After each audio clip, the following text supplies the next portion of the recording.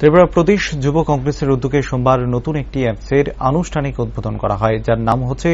শক্তি super C, যার মাধ্যমে মহিলাদের আরও বেশি শক্তিশালী করে তোলা হবে। আগামী দিনে নতুন অ্যাপস লঞ্চ করা হবে বলেন যুব কংগ্রেস প্রদেশ সভাপতি রাঘু দাস, মহিলা কংগ্রেস সম্পাদিকা দেবযানী লস্কর সহ অন্যান্যরা। প্রদেশ মহিলা কংগ্রেস সম্পাদিকা দেবযানী লস্কর জানান, মহিলা সশক্তিকরণের কাজ করছে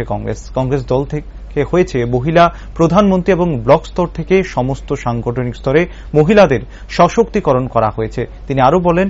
সর্বভারতীয় যুব কংগ্রেস সভাপতি এই অ্যাপসের মাধ্যমে যুবতীদের যুব কংগ্রেসে সামিল হওয়ার আহ্বান জানান, যাতে আগামী দিনে মহিলাদের সশক্তিকরণ আরও ভালোভাবে কংগ্রেস করতে পারে, পাশাপাশি মহিলাদের অধিকার যেন কোনোভাবে বঞ্চিত না হয়। আমাদের কংগ্রেস পার্টির থেকে আমরা প্রধানমন্ত্রী পেয়েছি মহিলা, এবং প্রত্যেক স্তরে ব্লক স্তর থেকে শুরু করে কেন্দ্রীয় স্তর অব্দি আমরা মহিলাদের সবসময় সশক্তিকরণের কোনো না কোনো উদ্যোগ নিয়েই থাকি।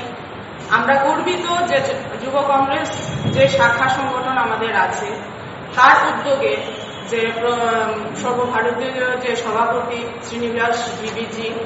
উনি এত সুন্দর একটা উদ্যোগ নিয়েছেন, যেখানে উনি এটার নাম দিয়েছেন শক্তি সুপারশ্রী, যার মাধ্যমে উনি সারা দেশের মেয়েদের, যারা যুবতীরা আছেন, যুব মহিলারা আছেন, তাদেরকে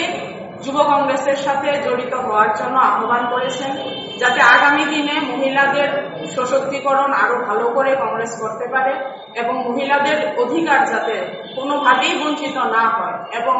মহিলাদের যেন কোনো রকম পার্সিয়ালিটি না করা হয়, যেটা আমাদের দেখা গেছে যে জেন্ডার ডিসক্রিমিনেশন, এটা যাতে না হয়, তার জন্য মহিলাদের আরো কংগ্রেসের ভাগিদারির জন্য, সবাই জয়েন করার জন্য শ্রীনিবাস বিবিজি এই